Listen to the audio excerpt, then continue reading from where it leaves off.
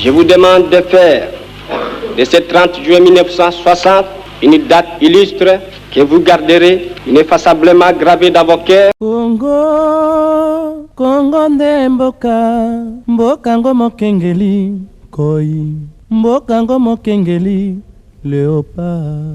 Comprenez mon émotion. Mikolo tosekanaki na mosolo ya mboka Congo ekoki. Tofungwani misolelo, tomoni bozoba nyonso tosali.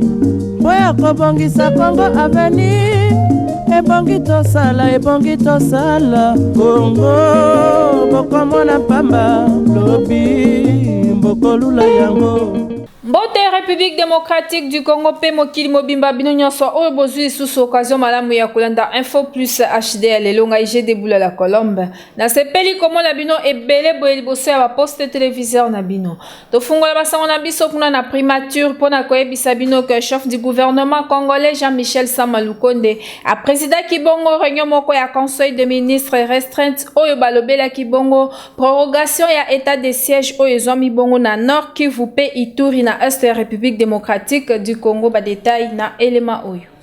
Premier ministre Jean-Michel Sama Lukonde a président Kibongo réunion ya conseil de ministres moko restreint oyo ezalaki pona ko adopter projet à ordonnance loi portant prorogation ya état de siège na Nord Kivu pe Ituri. Selon ministre ya numérique oyo asalaki mosala ya porte-parole ya gouvernement po yemoko mukolo place azalaki bongo empêché alobaki que réunion oyo est tournée autour ya examen ya kotala ndenge nini prorogation ya état de siège na Ituri pe na Nord Kivu ekoki kosalema pe na mikolo oyo ezoya bakoyeba nini basala kasi boyeba ke na réunion oyo quelques membres ya gouvernement de bazwaki par pe ba misusu bazalaki empêché tozala kondima ke état de siège oyo ezalaka kuna na Est République démocratique du Congo un jour ekosila kaka pe kimia ekokota kuna. Totikala kaka wana na primature pona koyebisa bino que Premier ministre Jean-Michel Sama Lukonde asalaki lisusu réunion moko na comité de conjoncture économique ba détail nango Plamedi Kibwana apeseli. Réunion à comité à conjoncture économique moko esalemaki epai ya Premier ministre Jean-Michel Sama Lukonde pe gouvernement etie capital moko pona ko matérialiser 6 objectifs ya programme ya chef de l'État pona second mandat na ye oyo.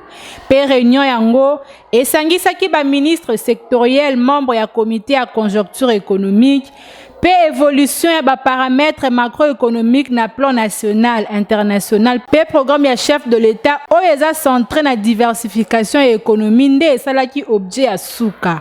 Kasi selon vice-premier ministre, ministre ya économie nationale, gouvernement est déterminé à rendre affectif programme ya président Félix Antoine Tshisekedi Tshilombo na nyonso oyo alobaki na discours ya investiture na ye pona ko fixer diversification et économie nationale.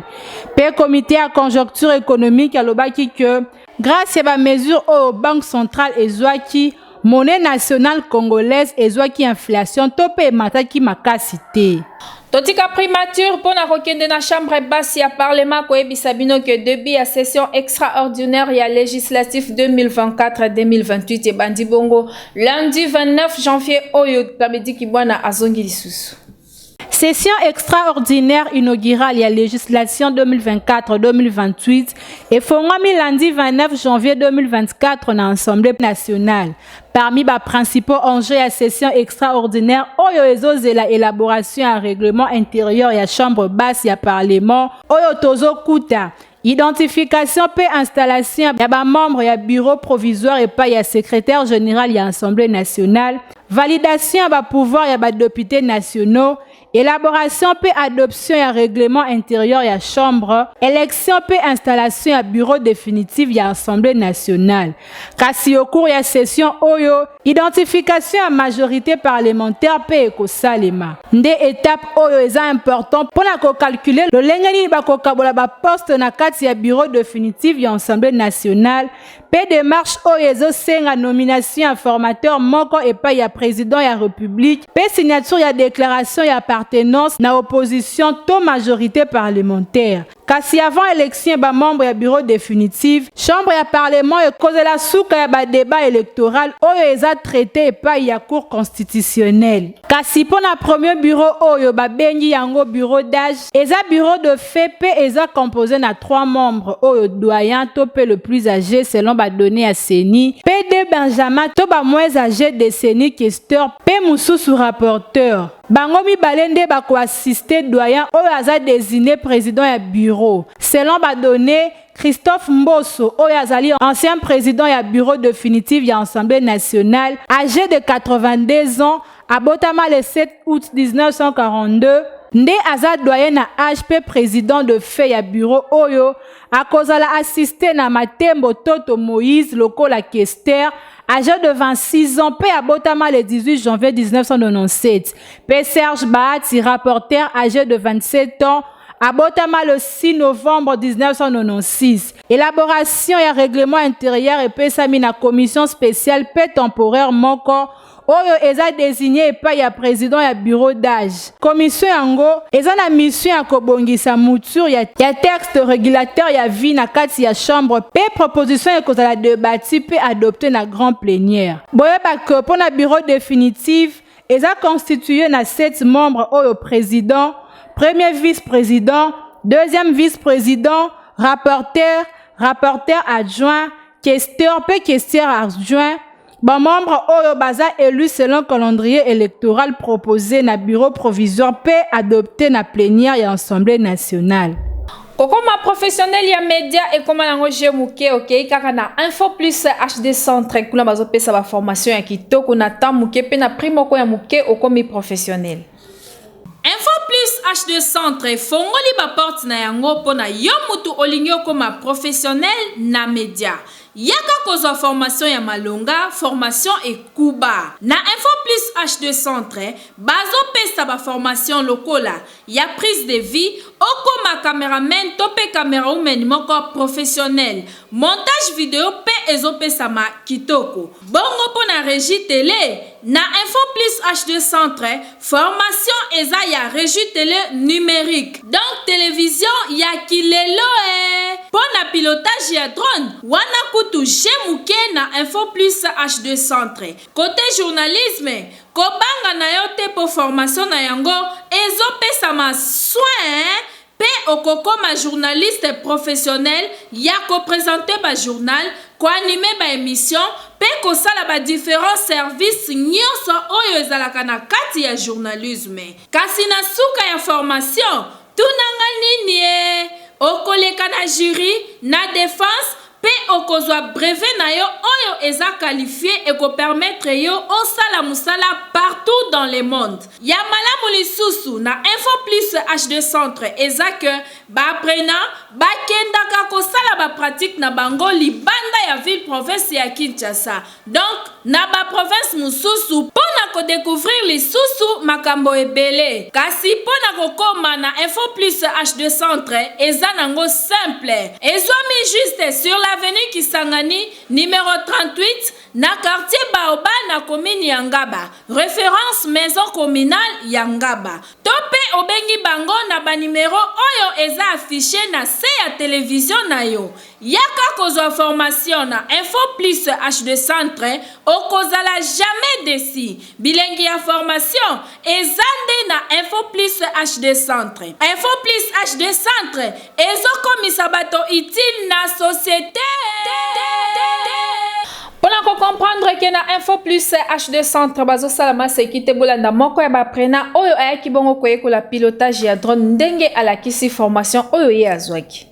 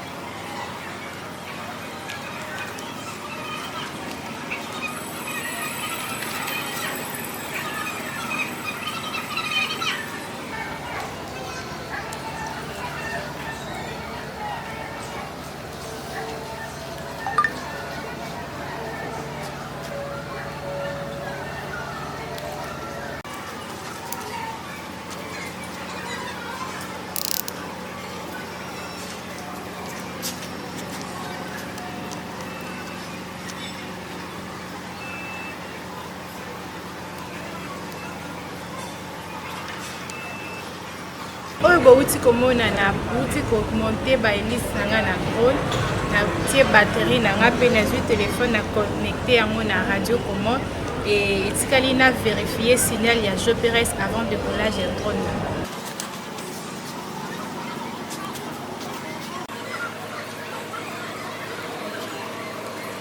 Awa déjà signal ya GPRS na nga eza connecté etikali na nga na démarrer drone G Phantom 4.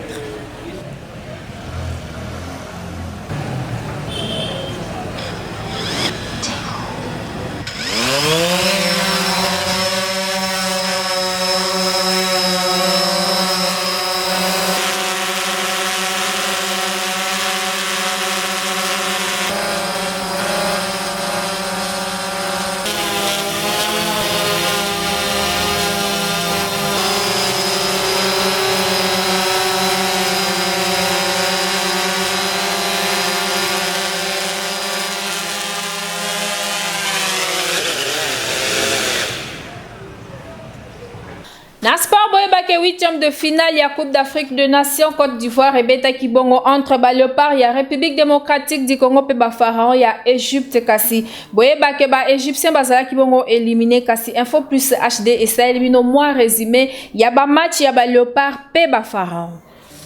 Ezalaka bongo un certain samedi, le 9 mars 1974, na 9e édition ya Coupe d'Afrique des Nations, des Zaïre et affrontaka Égypte, oyo ezalaka pays organisateur, pe ezalaki pona mbala ya liboso. Demi-finale, il y a deux meilleures attaques. Bakuta na pe match yango et betaka bongo na stade ya Nas kuna na cœur. Liboso ya 7000 spectateurs, oyo bayaki ko soutenir ba Pharaon, pe raconte oyo ezalaka confrontation ya deux grands joueurs. Ali Abo ya Égypte pe Pierre Ndaye Moulamba ya Zaïre. Pe match esalaka 3-2 en faveur ya ba Léopard ya Zaïre à l'époque. Pe ezalaka demi-finale. Kasi ko banda wana ba Léopard ya République démocratique du Congo etikala nanu lisusu ko gagner ba Pharaon ya Égypte te. Au moins ba match nul nde basala. Kasi na CAN ya Côte d'Ivoire 2023 oyo bondi melangai que ba Léopard ya République démocratique du Congo banda babandaki compétition oyo bazo kende liboso kaka na ba match nul oyo basalaki na phase de poule. Pe na 8e de finale République démocratique du Congo ekutanaki bongo na Égypte dimanche 28 janvier oyo pe kaka na 36e minute ya premier mi-temps ba Léopard ya République démocratique du Congo baningisaki bongo filet ya ba Pharaon. Pe après quelques minutes ngambu ya ba Pharaon bazwaki bongo chance ya penalty oyo ezalaki transformé en but na 45e minute. Pe match et continua ki kaka bongo ti na 90 minutes ya temps réglementaire. Pe bakenda ki bongo na prolongation ya 30 minutes, score ezalaki kaka un but partout. Lokola ezalaki match ya élimination, il faut kaka équipe moko elongwa entre République démocratique du Congo na Égypte. Bondi melangai que bakenda ki bongo na bature obi awande sombele suka na bisanga. Pe gardien de but ya République démocratique du Congo Lionel Passi atiaki muninga na ye gabasku égyptien. Pe victoire ezalaki ya ba Léopard ya République démocratique du Congo baleki na quart de finale ya CAN 2023 oyo bakobeta vendredi na Guinée. Pe bondi melangai ke ba Congolais bazalaki na esengo moko ya kosakana te. Ba Congolais basalelaki kaka verset biblique moko oyo bango nyonso babandaki koloba Exode 14:13. Pe esalemi kaka bongo. Pe bango moko ba joueur ezalaki nde somo po basepelaki makasi komona ke équipe oyo eza na ba qualification ebele, équipe oyo eza na niveau ya likolo, mais bango ba reçur kolongola yango na kati ya compétition oyo. Pe biso tozo souhaiter kaka bonne chance na ba Léopard ya RDC po na ba match oyo etikali. Ba voisin bino bozala kaka wana bo surveiller fleuve. Na oyo etali qualification ya ba Léopard ya République démocratique du Congo pona CAN Côte d'Ivoire 2023 ba reporter ya Info Plus HD bakitaki na ndila pona kozwa impression ya population boyo kabango. Esali sengo. Mais sengo mo bimina kata douleur. C'est-à-dire sengo na kata douleur ndenge nini. Taka match on ndenge zalaki. Ngana yeba ke match on eza 2-0. Ponga pena za nganga mais to travailler match on. Mais na terrain subitement ba biso bi wana. Donc penalty na ngazai ko iba biso bi. Mais nzamba la raté, nzamba za congolais, pour nzamba za congolais. C'est-à-dire quoi nzamba za congolais, yango asali que azong c'est biwana. On est vraiment satisfait parce que dans tout bande histoire à football là tu peux Égypte. Mais ça linga bien vraiment. Mais boule yaka andi bala bala détourner l'Inzanza et yaka na Congo c'est tout. Oh ça mais lobby. Les appels bikam c'est pour Égypte. Banda c'est 74 Ghana Égypte et le sous. Mais Dieu merci to beti to spectacle Égypte, il peut spécial biso confiance té avec a organiser biso mais match betami Dieu merci to l'équipe a tiré but eux ils sont pour ngwana. Prochain match autre beta to tiande série. Biso Congo to za rendre trop si qui trop si na biso bomba biso to tap na série. Monitor spectacle Égypte to tenir un échec to jouer qualification. Match pe oya to tchaka sérénité wana to tcha honnêteté wana to tcha volonté wana to mouiller maillot. En tout cas, lobby après des mètres au demi-finale quand il y a la génération Abisso, on l'a jamais vécu. Et vraiment c'est un makasi malgré tout match qui attention, ngakuna lela ya olela. En tout cas vraiment merci na coach, merci na ba joueur. Ba raté oui. Ba ça makasi moral na bango za toujours likolo. Eza makambo yaka maswa kuto soutenir makasi. Maswa kuto soutenir makasi to soutenir pe batubisaka. Makasi wa Luxia penalty. L'équipe est bonne, elle est vraiment bonne. Dynamique est vraiment bien. Topé ça a chance, bon que Liboso, bon ça m'envoie bien. Tout ce là non Makasi premièrement pour na coach Nabiso, aza coach moko aza sage. Na classement na par rapport à lobby. Puis aza coach moko azo mérité ba félicitations et belé parce que banda makambo et banda sinde to komi lelo na isalamati. Égypte azo biso libala mo na évité to kolo ba des années mais lelo toyo sala espoir mo be to katina ba liya libala wana lelo toyo ko se qualifier devant Égypte. Au pays et belé banda ki obanga mais devant RDC to lakisi o biso dozali. Kokoma professionnel ya média et comment nango jemuke OK kaka na Info Plus HD Centre kuna bazo pesa ba formation ya kitoko na tamuke pe na primo ko ya muke okomi professionnel. Info Plus HD Centre fongoli ba porte na yango pona yo mutu olingi okoma professionnel na média. Yaka kozo formation ya malonga, formation et kuba. Na Info Plus HD Centre, bazo pesa ba formation lokola, ya prise de vie, okoma cameraman tope camera woman moko professionnel. Montage vidéo pe ezo pesa ma kitoko. Bongo pona régie télé, na Info Plus HD Centre, formation eza ya régie télé numérique. Donc télévision ya kilelo pona pilotage ya drone, wana kutu jemuke na Info Plus HD Centre. Côté journalisme, kobanga na yo te po formation na yango ezo pesa ma soin pe okokoma journaliste professionnel ya ko présenter ba journal, ko animer ba émission pe ko sala ba différents services nyonso oyo ezalaka na kati ya journalisme. Kasi na suka ya formation, tunanga nini okoleka na jury, na défense pe okozwa brevet na yo oyo eza qualifié et ko permettre yo osala musala partout dans le monde. Ya malamu lisusu na Info Plus HD Centre eza que ba apprenant ba kendaka ko sala ba pratique na bango libanda ya ville province ya Kinshasa. Donc na ba province mususu pona ko découvrir lisusu makambo ebele. Kasi pona ko koma na Info Plus HD Centre eza nango simple. Ezomi juste sur l'avenue Kisangani numéro 38 na quartier Baoba na commune Yangaba. Référence maison communale Yangaba. Tope obengi bango na ba numéro oyo eza affiché na se ya télévision na yo. Yaka kozo formation na Info Plus HD Centre okozala jamais déçu. Bilengi ya formation ezande na Info Plus HD Centre. Info Plus HD Centre ezokomisa bato utile na société. Omela la maladie na yo ozulaka yango lobi côté topo oza empoisonné tika na ebisa que centre hospitalier Kafek ezobenga yo muto oza empoisonné kende kuna po wana eza domaine na bango. Dans le centre hospitalier Kafek yango hôpital oyo na yebisaki yo mema ngai papa mema okuzwa solution za la kimia kisasa basela kate ata bamoni mutata malade Zambika kwa Luzolo. Vous allez poser tout le monde, docteur. Ça la fiche à consultation. Problème, ça t'est pas ça la fiche. Superman, papa. Superman. Âge. Une année et demie. Une année et demie. Vous savez pas, âge n'a pas papa. Ça n'a pas. Ngala yebeli ya zala 48 et demi. Est-ce que vous avez tout? Température. Ah, c'est quoi ça? C'est quoi papa? Attention, précis 12.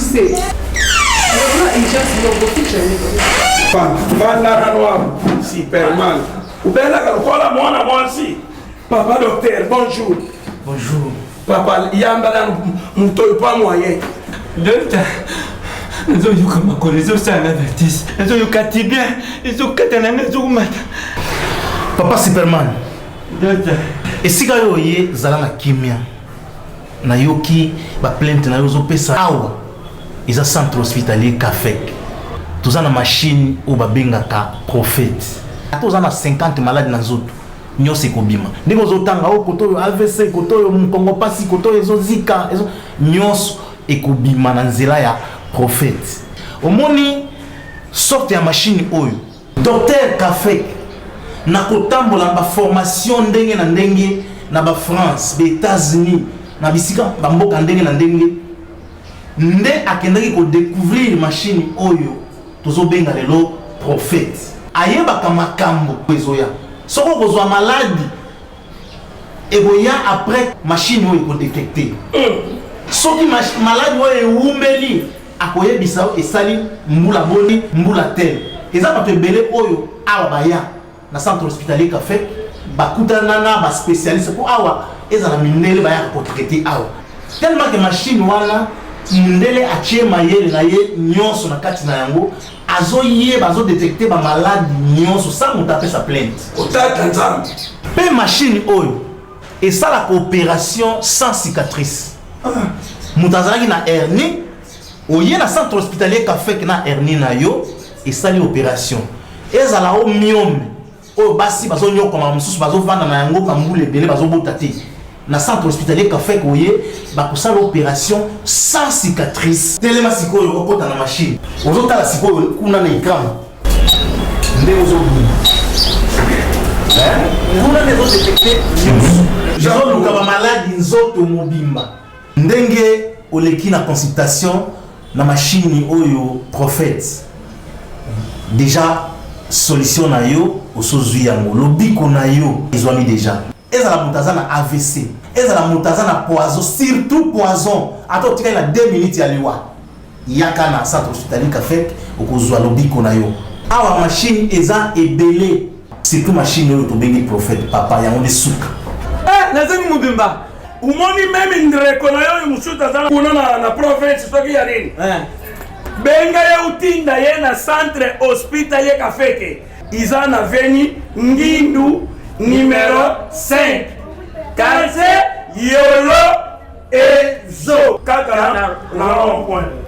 Les faux du français, c'est l'album Yabandeko. Les français par la musique battent dans marché pour améliorer la langue française na minoko yabana na biso. Kasibola nanzemo la bango moko ya kitoko oyo info plus HD est proposé bino.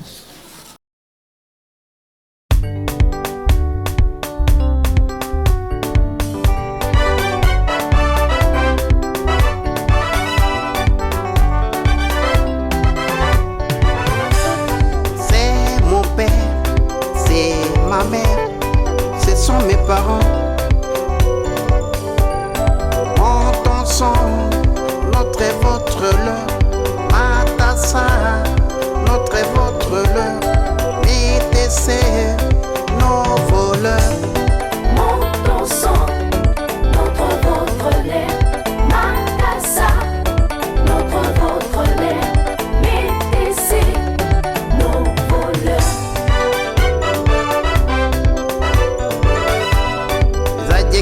Possessifs, accompagnez les noms. Les adjectifs possessifs accompagnent les noms. Les adjectifs possessifs ont l'idée d'appartenance.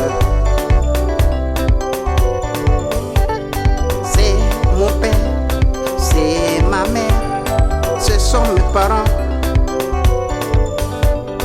Mon sang, notre et votre leur, Matassa, notre et votre leur, mes desserts, non-voleurs. Mon sang, notre votre l'air. Makassa, notre votre l'air. Métessé, nos voleurs. Les pronoms possessifs remplacent le nom. À qui appartient ces livres? C'est le mien. À qui appartient ces cahiers? C'est le tien. À qui appartient la gomme? C'est la mienne. Le mien, le tien, le sien. Le nôtre, le vôtre, le leur. Le mien, le tien, le sien. Le nôtre, le vôtre, le leur. À qui appartient la robe? C'est la tienne. À qui appartient ces stylos? C'est le sien. À qui appartient la blouse? C'est la sienne. Le mien, le tien, le sien. Le nôtre, le vôtre, le leur. La mienne, la tienne, la sienne. La nôtre, la vôtre, la leur. La mienne, la tienne, la sienne. La nôtre, la vôtre, la leur. À qui appartient la blouse?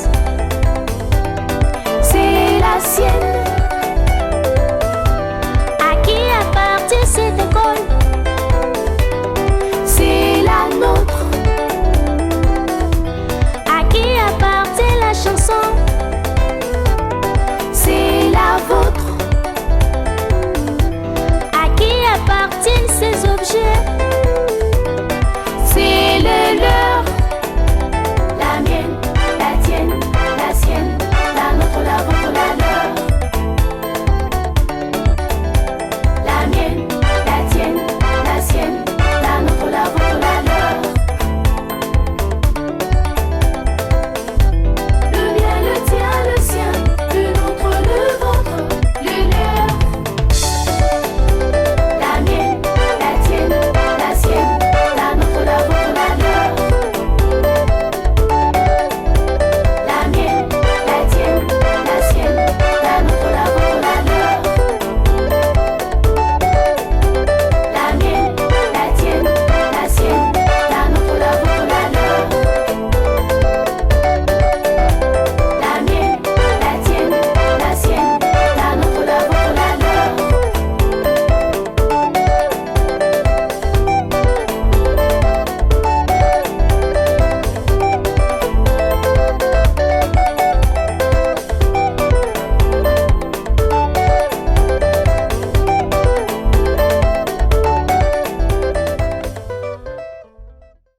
Invité du jour, il y a la rédaction, il y a Info Plus HD et Telebino Elema Oyo. Badaka lozalaki wapi papa? Ozalaki wapi? Nga naluki na rate meme voyage na ngai. Pona kuzanga kule kuyeba kule. Papa Louis. Kronde.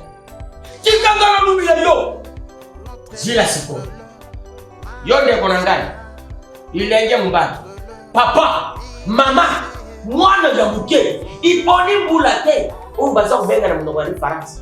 Iponi ange te. Bozo yuka ngai. Surtout na yo mutoza kulukobima. Kubanga iloko. Parce que za ukanga. Ukutani na président. Ukutani na nani? Français. Uye kula kutanga. Pe kukuma. Pe kuluba. Kule za chakupewa isateo. Mina seme isateo. Ewa safi isate. Isate. Comme je te. Yangora zola kisayo. William. Zomon. Lo William. Tonne. Ayebisi yobo. Aponi yote. Abengani yote. Me abengi yo yaka. Odingo yeku la français. Oyeba kutanga. Oyeba kukuma. Oyeba kuluba. Yangora. Qui te comprend? tozalaki kaka na CD ya pamba mais sikoyo tokomi na baflash landanga bien tokomi na baflash na baflash oyo flash 10 izali kit pompe baza kotekela yo mibale oyo ndenge omoni oyo mibale oyo batekeli yo yango bapesi yo na CD moko soki olingi ozwa baflash diske na biso mibale oke na librairie défi de Saint-Paul ezwami na Gombe avenue du commerce ezwami lisusu na 12e ville unité pe lisusu na régulier okoki pe koya na bureau na biso ya les français par la musique ezwami na commune ya Ngaba na paroisse Saint-Adrien. Na elema oyo nde elakisike tokomi na suka ya Info Plus HD ya lelo. Merci na confiance pe fidélité oyo boza nango ya kolanda biso tango nyonso. Merci na Plamedi ki bwana oazaki na sima ya kamera ye kaka nde akumbela ki édition. Un grand merci na les valables motomoko bien na bakisela e papa social Mikolo na zobenga e héros dans l'ombre. Na pesi mbote na papa Evi Makuba. Kasi soki Jésus Christ nzambe ya pasteur acheté lita ayete ngai na bino to okuta na kaka awa.